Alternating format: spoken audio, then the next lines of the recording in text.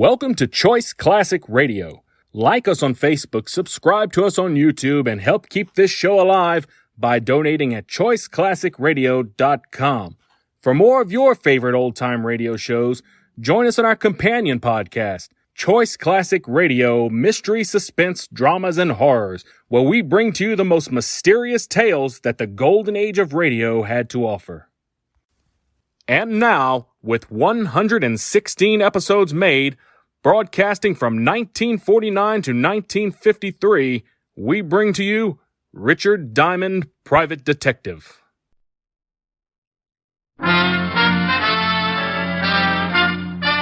Listen while the makers of Rexall drug products and 10,000 independent Rexall family druggists bring you Dick Powell as Richard Diamond, Private Detective.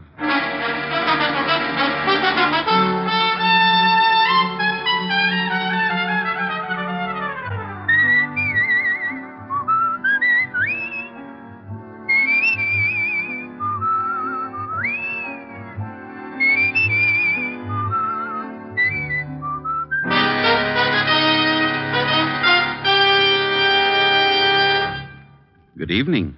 This is your Rexall family druggist with a welcome from the 10,000 independent druggists who have made the word Rexall part of our own store names. We've done that because we recommend and sell the 2,000 or more drug products made by the Rexall Drug Company. Like Plenamins, for example. Rexall's famous multivitamin capsules. 2 Plenamins a day give you more than your daily minimum requirements of every vitamin for which such requirements have been established, plus valuable liver concentrate and iron. And yet, Plenamins cost only pennies per day. Ask for Plenamins at Rexall drugstores everywhere. And remember, you can depend on any drug product that bears the name Rexall. Good health to all from Rexall. Now, your Rexall family druggist brings you a transcribed half hour with Richard Diamond, Private Detective, starring Dick Powell.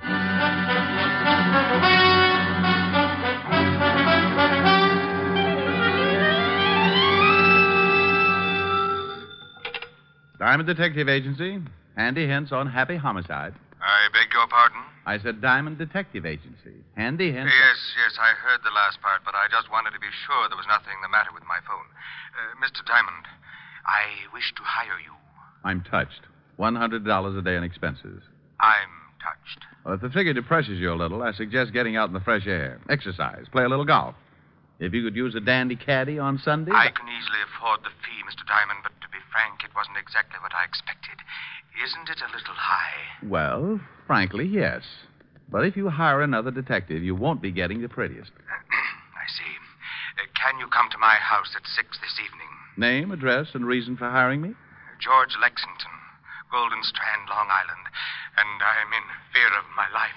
I'll see you at 6, Mr. Lexington. On the dot. Please be prompt. Just have a substantial retainer ready. Aside from my blue eyes, greed and promptness are my 2 most outstanding features. Well, that's the way a buck's made in my business. I sit around the office for a week, passing the idle hours, playing old Welsh mining tunes on a comb.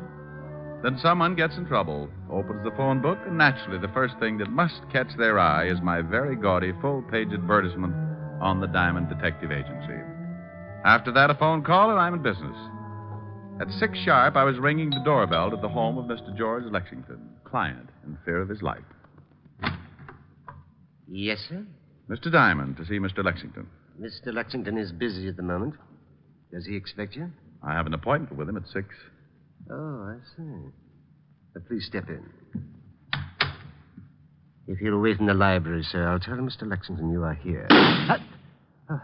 What was that? Unless you keep a car in one of the upstairs rooms, that, my friend, was a gun going off. Come on.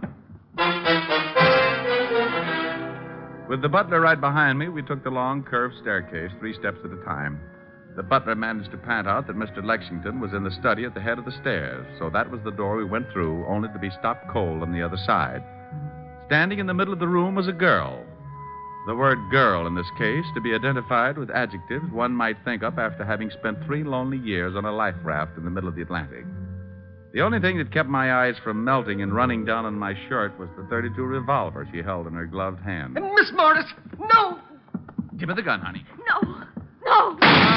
drop it, honey. You just scorched my money belt. She dropped it, and we all went to pieces. I helped her to a seat and let her cry it out. The gun I could have passed off as a whim or too many Hopalong Cassidy adventures, but the man sprawled across his desk on the other side of the room changed the whole picture. I called the 5th Precinct Police Station and got Lieutenant Walter Levinson started for Long Island. The police? You shot a man, didn't you? Yes. You tried to kill yourself, didn't you? Well, they're both against the law.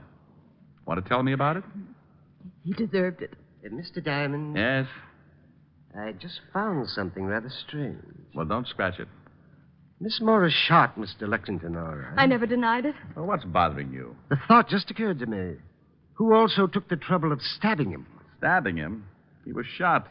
Then how do you explain this carving knife in his back?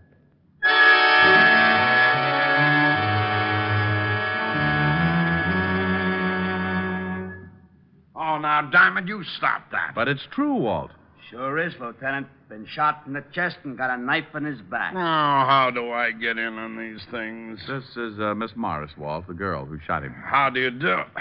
Oh, you shot him, huh? Yes, Lieutenant. Well, who stabbed him? Have no idea. Swell. Miss Morris, why did you shoot this, what's his name? Lexington, George. Why did you shoot him? I refused to answer. Okay, suit yourself. Where's the coroner, Walt? Should be here any minute. I didn't stab him, Mr. Diamond. When you came in, did you talk with Lexington? I just opened the door, saw him sitting at the desk, and I shot him. Did you talk to him? Oh, sure, Walt. She played 20 questions with him while he was trying to paw the knife out of his back. I was just trying to trap her. Why? Why? Because if she said she'd talk to him, it would have been an admission that, She'd talk to him. No, that he was still alive before she shot him. Okay, who stabbed him? How do I know? Well, if he was still alive before she shot him, she talked to him, then she must have seen who stabbed him, right? Yeah, Well, if she saw who stabbed him, she couldn't have done it, right? right. And no one would have stabbed Lexington if he'd already been shot, right? No one would have stabbed Lexington if he'd already... Yeah, of course. You think I'm stupid? Lieutenant. You shut up. So if they stabbed him, he hadn't been shot and he was alive. Of course. Then if he was alive and they stabbed him, the girl didn't do it to confuse you. Huh? So if she didn't do it, she can go home. Go on home, Miss Morris. But, Mr. Diamond... You heard him. Go on. That's what I was trying to tell you, Lieutenant. Diamond's at it again. Otis, Yeah, Lieutenant? take the girl, the butler, and Diamond down to the car. And when the coroner gets here, we'll all take a little drive down to the station. Understand? Yes, Lieutenant. What are you yelling at? I don't know. I don't know.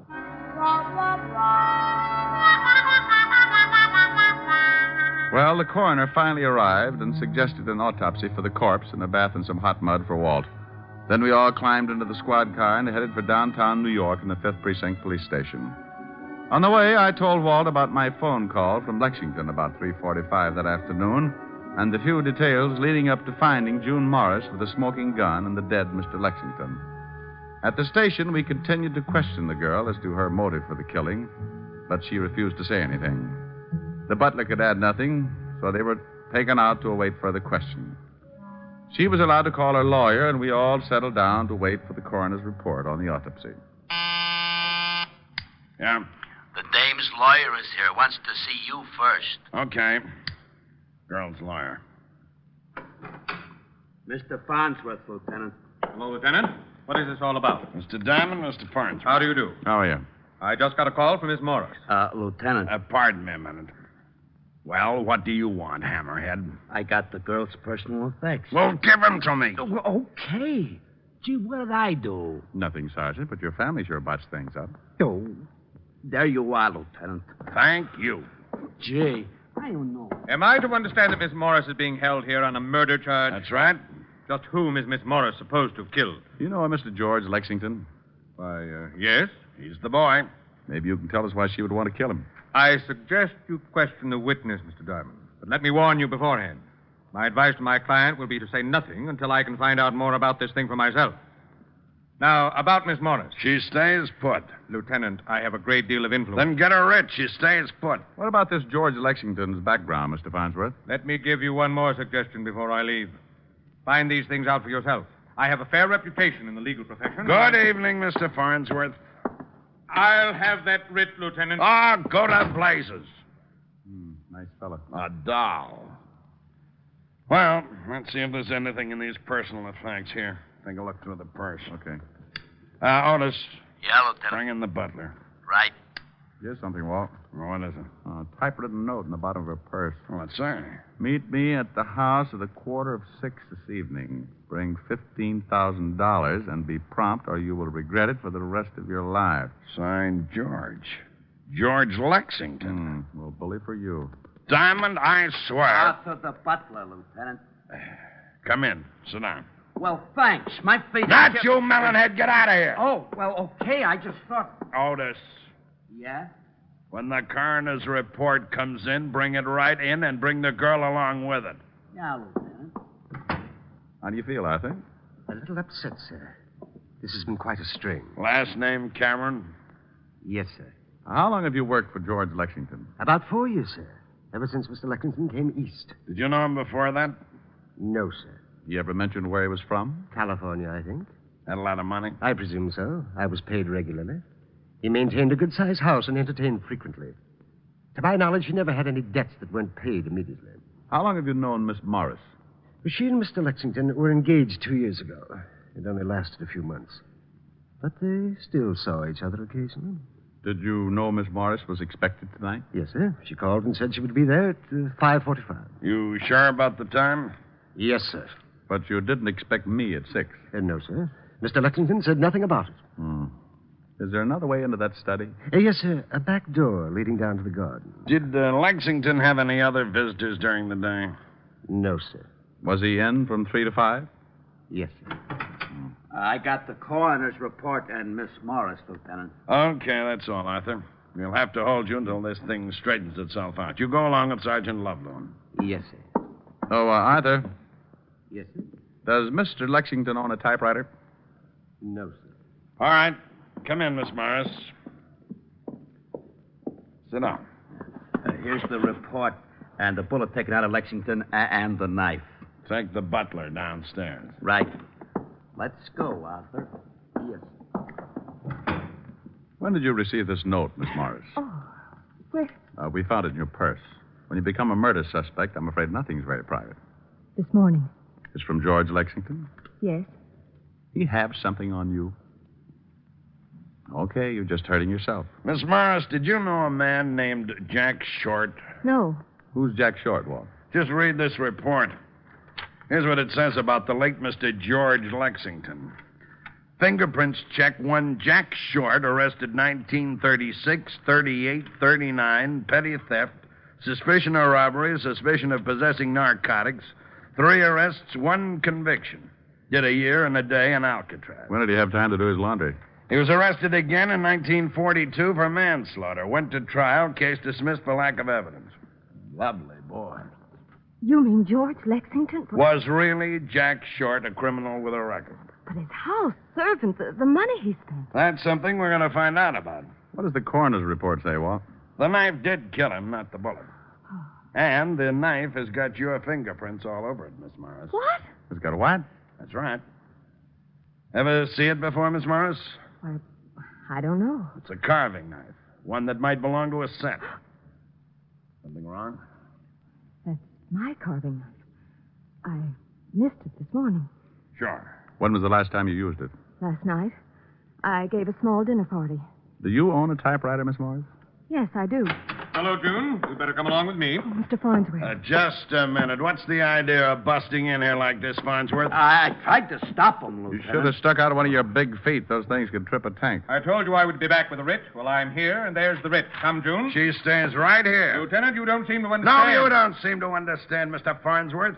You got that written and was sustained because I was nice enough not to issue a formal complaint. Also, there's a little matter of influence. You're darn right, and I'm going to show you how it works.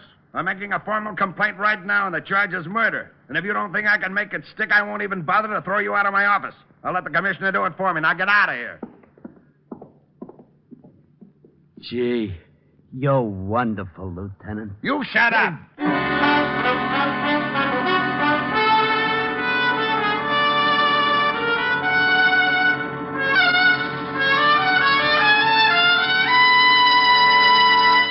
Before we continue with the adventures of Richard Diamond, private detective, here's your Rexall family druggist.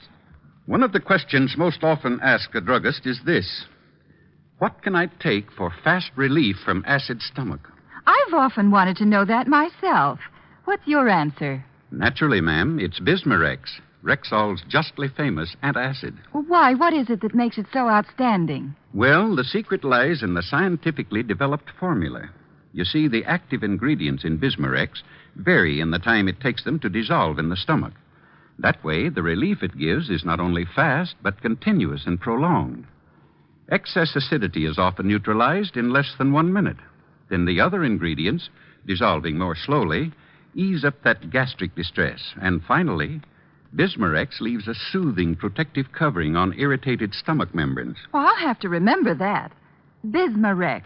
Is that how you say it? That's right, ma'am. Bisma-Rex. Bismarex. Ask for Bismarex at Rexall drugstores everywhere. And remember, you can depend on any drug product that bears the name Rexall. And now back to tonight's adventure with Richard Diamond, Private Detective, starring Dick Powell. Well, Farnsworth got the idea in a hurry and took off like a rabbit with his tail on fire. Walt lived up to his word. After making the formal charge and producing the evidence, the writ was dismissed. He then secured a search warrant for both Miss Morris's flat and George Lexington's house on Long Island. Our first stop was Miss Morris's apartment, and when we went in, I thought how much it looked like her. Small, beautifully decorated. We went over the whole place, nothing except in the small den. Here's the party list you told us about. Good 30 names here. Typed. There's a typewriter. You got that note you had in the purse? Yeah, here.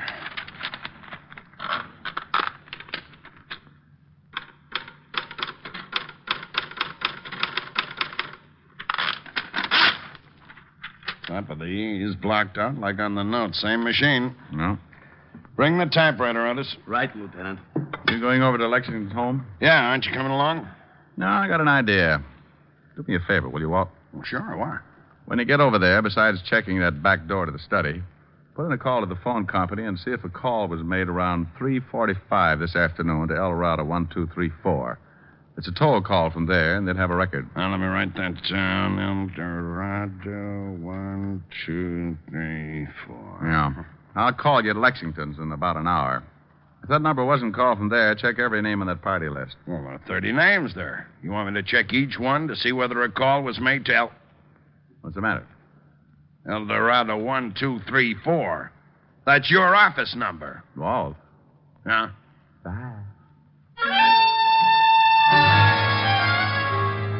I left Walt turning that awful green and headed for the Times building. It was a little late when I got there, but an old friend at the morgue noticed the $5 bill I was wearing in my lapel and agreed to take care of it for me while I looked through the newspaper files. I dug up everything on Jack Short and his alias George Lexington. The stuff on Short wasn't much, except the trial for manslaughter had made the front page. The items on George Lexington could all be found in the society columns. From what I could gather, he'd started his social whirl in 1944. He'd been engaged several times, and each time to a wealthy woman. I even came across a picture of June Morris on the evening they had announced their engagement. Well, having all the information I could get, and with one little item dated California, June 26, 1942, tucked away in my pocket, I put in a fast call to Walt, who was at the home of the late George Lexington. Yeah? What did you find out? Well, someone could have gotten in the back door. There were some blurred footprints outside in the garden, but they won't help. If you had a key, you could let yourself in and walk right up the study. What about the phone call? There was no call made from here to your office, but one of the names on the list paid off. Mrs. Julia Wright out on Long Island. Now, would you mind telling me what this is all about? You stay right there, Walt. I'm going out to see Mrs. Julia Wright. If she called your office today at 3:45, you certainly must have talked to her. George Lexington called my office today at 3:45. But he couldn't have. The butler said Lexington wasn't out of the house and the call wasn't made from here. Well, someone called. Maybe it was the right day. Maybe she got a low voice and told you she was Lexington. Walt. No? Oh, forget it. You wouldn't like it anyway.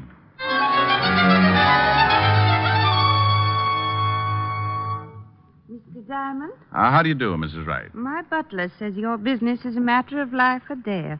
Well, that's a little exaggerated, but it's one sure way of getting by the red tape. Then what is your business, Mr. Diamond? I'm from the police. Oh, Do you know Mr. George Lexington? why, yes, slightly. Are you married, Mrs. Wright? Very happily. What is your interest in Mr. Lexington, Mr. Diamond? Do you know June Morris? Quite well. I've known her family for at least 10 years.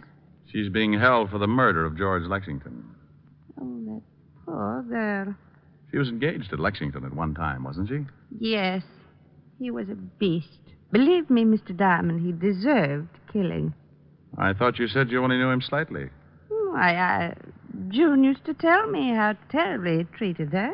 A phone call was made from your house yesterday at approximately 3:45 to El Dorado 1234. I don't believe I know anyone at that number. Are you sure? A man made it. I talked to him. My husband wasn't home yesterday. Oh, perhaps it was my lawyer. He was here about that time. In fact, I believe he did make a call. Said it was on business. A call from the library. What's your lawyer's name, Mrs. Wright? Why, Mr. Lucius Farnsworth.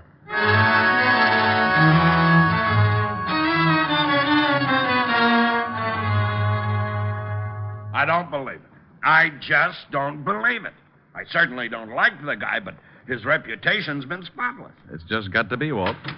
Here's the girl, Lieutenant. Come in, Miss Morris. Thank you, Lieutenant. Hello, Mr. Diamond. June, the note you received was written on the typewriter in your den. What? Lab just sent up a report. You think I sent that note to myself? No. But can you remember anyone using the typewriter in the last 2 days? No. No one has used it but myself. What about the night of the party?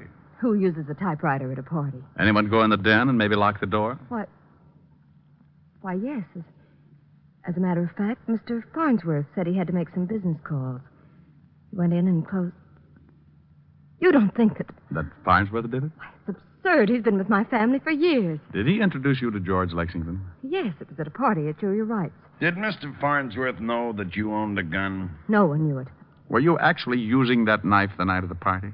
Yes, I sliced some turkey. You remember what kind of a suit Mr. Farnsworth was wearing that night? He was wearing a dinner jacket. Lexington was blackmailing you, wasn't he? I can't answer that. Oh, honey, believe me, if you don't trust us and it comes out anyway, we'll have no way of stopping it. Oh, right, it was blackmail.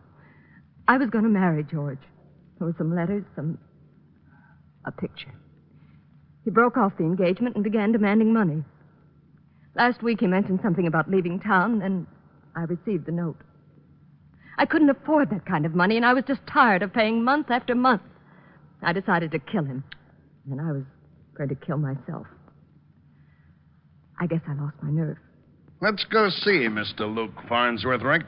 June, you sit right here until we get back. Be careful. You can make book on it. I'm going to drive you home.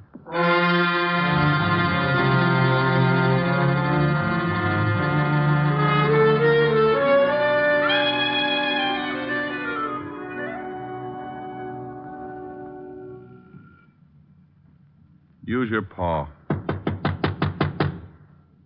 All right. There he comes. Yes, what is... Oh. What do you want, Lieutenant? Got any hot coffee? If this is your idea of some kind of a joke... Mind if we come in? I most certainly do. Thanks. How dare you break in here like this? I can cause you a great deal of trouble, Lieutenant. How well did you say you knew George Lexington? Only slightly. Hey, get a load of these fancy ashtrays, Walt. Yeah, but I don't go much for modern. Pretty drapes, though. Oh, the policemen are being casual. You only knew Lexington slightly, huh? Yes, and this is the third time I've said it. You must make a lot of money. I have wealthy clients. How much did Jack Short pay you to get him out of that manslaughter charge? What? You remember him. Sensational case. Made you quite a reputation. Of course I remember it. This Short was sure a handsome fella. Did he change his name later? I don't know. That was a long time ago. Didn't he change it to Lexington? George Lexington? What is this all about? Mind if we look around the place? I most certainly do. Is that your bedroom? You have no right to go in there. Where's your warrant? Nice bedroom. Get out. Get out. I'll call the commissioner. Why don't you do that? These your keys? Put those down. Take it easy. I wonder if one of these fits a back door to George Lexington's study. Don't be ridiculous. I've only been to Mr. Lexington's house twice in my life. Arthur, the butler, will verify to that. You mean you've only been there twice but the front way? I mean exactly that. What are you doing in that closet? Nice wardrobe. This your dinner jacket? Lieutenant, I warn you. No, I'm going to warn you, Farnsworth, officially. Anything that you may say will be held against you. I'm charging you with the murder of George Lexington. Well, this is really one for the books. Would you mind telling me what proof you have? You called my office at 3:45 this afternoon from the home of Mrs. Julia Wright, disguised your voice, and told me you were George Lexington. Really? Hearsay. You were at a party given by June Morris. You stole a carving knife that she'd been using, probably wrapped it up in a handkerchief to keep her fingerprints on the handle. Did someone see me? For some reason, you wanted George Lexington out of the way. He'd been blackmailing victims that you introduced him to.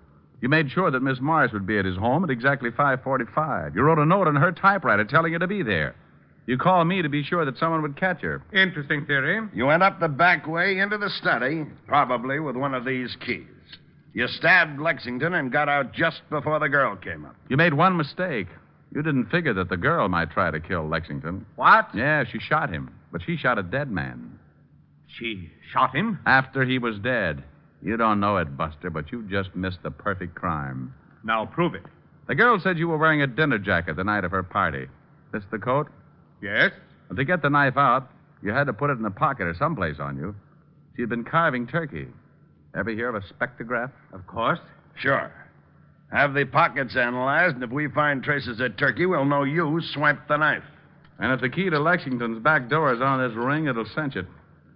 I'm afraid not to. Come back here, Farnsworth. He's going for the window. Farnsworth, stop! Let me go. Let me go! Not on your life. Not on your life. You don't take it the easy way. Get hold of his hair. No. Got him. No. Why didn't you let me jump? What difference would it have made? Well, it sure would have saved the state some money. But a quick trip to the sidewalk doesn't make up for a killing. That's the easy way, Farnsworth. You forget when you commit murder, there's a little thing called society. And if you can't live with people, they'll decide what to do with you. Oh, that last mile is a Lulu.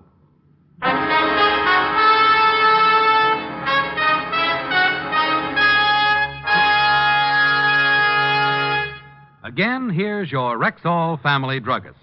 If you're a user of mineral oil, remember that Rexall mineral oil is carefully refined by a special process to achieve an extra heavy body. What's more, because it's so exceptionally pure and gentle in its action, Rexall mineral oil is non-irritating, non-habit forming. You'll also like the fact that it's tasteless, odorless, colorless. Next time, try Rexall mineral oil. And remember, you can depend on any drug product that bears the name Rexall. Good health to all from Rexall.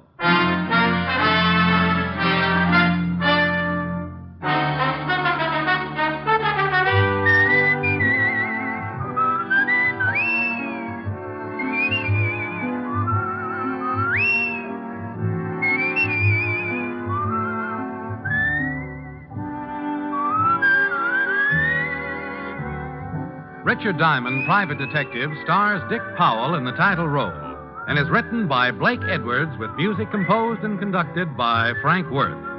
Featured in tonight's cast were Ted DeCorsia, Wilms Herbert, Ted Osborne, Betty Moran, Howard McNear, and Virginia Gregg. Richard Diamond, Private Detective, is transcribed in Hollywood by Jaime Del Valle.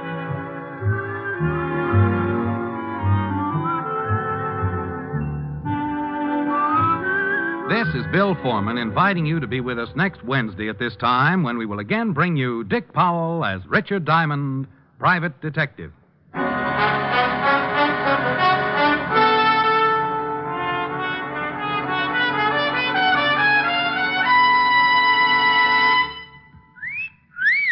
Hiya, beautiful. Get lost, Bristlepuss. You need a shave. But I have shaved. What else do you want me to do? Silly boy, she wants you to go Stag. Go Stag? But why? Because Stag is Rexall's exclusive line of men's good grooming aids, like Stag Brushless Shave Cream. No fuss, no massage, just smooth it on, and presto, you get a clean, close shave. Your face stays smooth and whiskerless all day long. I'll do it. I'll go Stag. That's it. Join the Stag line now at Rexall drugstores everywhere. Yeah. This is NBC, the National Broadcasting Company.